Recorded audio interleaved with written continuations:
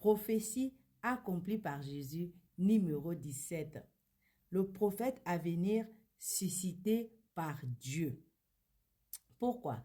Deutéronome chapitre 18 au verset 17 nous dit: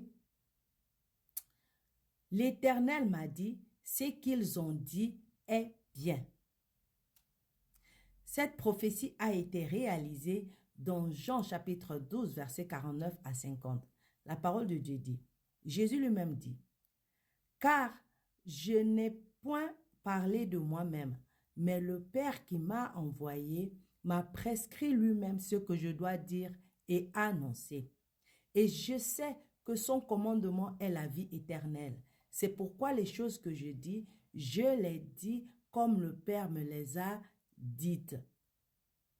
Alors, pour confirmer ici ce que Jésus a dit, l'écrivain de Actes des Apôtres nous montre ici que Jésus avait raison de dire ça parce que c'était déjà prophétisé dans Moïse. Donc, il confirme ce que Moïse a déjà dit dans Deutéronome chapitre 18, verset 17.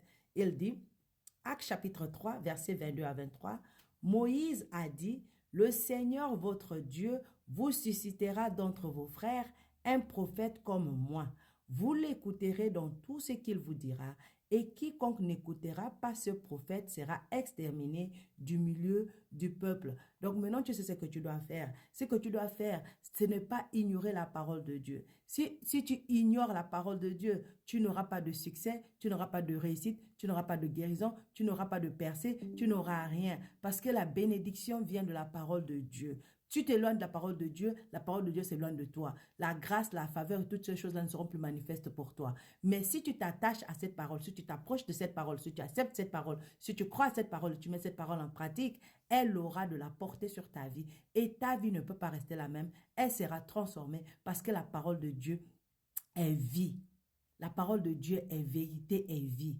Elle t'apporte la délivrance, elle t'apporte la force, elle t'apporte la guérison, elle t'apporte la restauration, elle t'apporte l'abondance dans tous les domaines de ta vie. Donc cette prophétie est vraie et claire et réalisée pour toi, afin que toi, en Christ, tu sois un avec lui, que tu portes les mêmes fruits que lui et que tu sois dans la protection divine, dans la grâce divine, dans la faveur divine et dans l'élévation divine. Alors ça, mon amour béni,